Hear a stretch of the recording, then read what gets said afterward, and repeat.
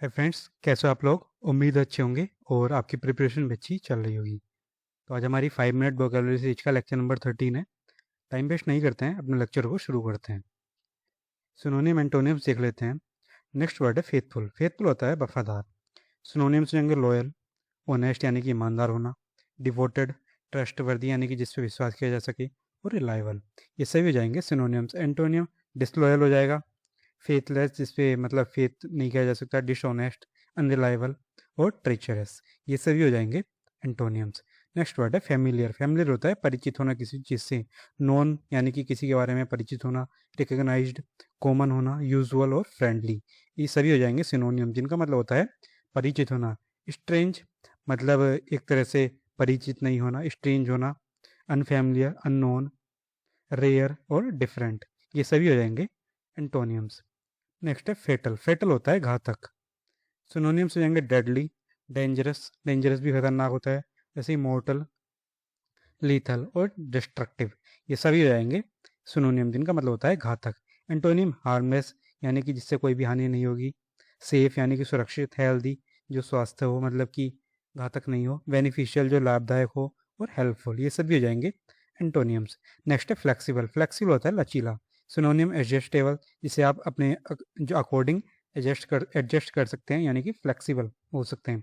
Elastic, adaptable, soft यानी कि soft मतलब मुलायम, वर्सेटाइल। ये सभी हो जाएंगे सिनोनिम। एंटोनिम रिजिड, स्टिफ यानी कि कठोर, इन सभी का मतलब हो जाएगा कठोर। इनफ्लेक्सिबल, हार्ड यानी कि कठोर, और फिक्स्ड जो फिक्स हो। नेक्स्ट है फ्लोरिस। फ्लोरिस मतलब फलना और फूलना।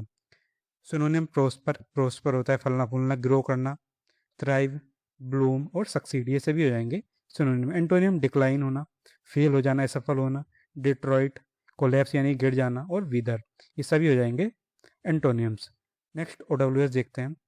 किडनैपर। किडनैपर होता है अपहरणकर्ता, वन हु किडनैप्स, जो किसी को भी किडनैप करता है। लूनेटिक। लूनेटिक होता है पागल, mentally ill person. Mercenary. Mercenary होता है धनलोभी, one working for money only. Misanthropy मतलब मानव द्वेषी, वन हु हेट्स मैनकाइंड। जहाँ भी आपको MIS यानी कि मिस ये दिख जाएगा, वहाँ पर उसका मतलब होता है हेट। जैसे मैंने फेल का मतलब बताया था आपको लब से, ऐसे ही मिस का मतलब यहाँ पर हो जाएगा हेट। ऐसे ही मिशनरी। मिशनरी होता है धर्म प्रचारक, person sent on religious mission. Monarchy. Monarchy मतलब राजतंत्र, rule by king and king या क्वीन, किसी के भी द्वारा। तो ये हो जाएगा। आप यहाँ पर भी सोच रहे होंगे मिशनरी में भी तो मिस आया, हेट क्यों नहीं हुआ। तो मिस, यहाँ पर एंथ्रोपी एक वर्ड है। एंथ्रोपी जो है, एंथ्रोपी वर्ड है जो कि मानव से रिलेटेड है, मनुष्य से। एंथ्रोपोलॉजी आपने देखा होगा, जिसमें कि मैनकाइंड की स्टडी करते हैं। तो यहाँ पर एक वर्ड है, इसमें हमने मिस ऐड करा है, तो यहाँ पर इसलिए हेट, इसका हमने हेट बोला है मिस के लिए। बाकी जो मिशनरी है ये कंप्लीट वर्ड है, इसे हम इस तरह से डिवाइड नहीं कर सकते। ऐसे ही मोनोगेमी। मोनोगेमी होता है एक विवाह, मैरिज विद वन पर्सन। तो ये हो जाएगा मोनोगेमी। मोनो का मतलब होता है सिंगल।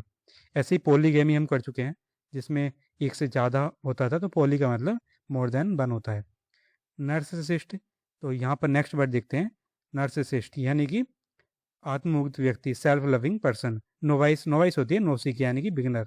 ओबिचुअरी ये होता है मृत्यु लेख, notice of death. Next idioms देख लेते हैं। अलाइव एंड किकिंग यानी कि स्वस्थ और सक्रिय, एक्टिव एंड हेल्दी बोल सकते हैं। Answer the call of nature यानी कि गो टू टॉयलेट, सोच जाना।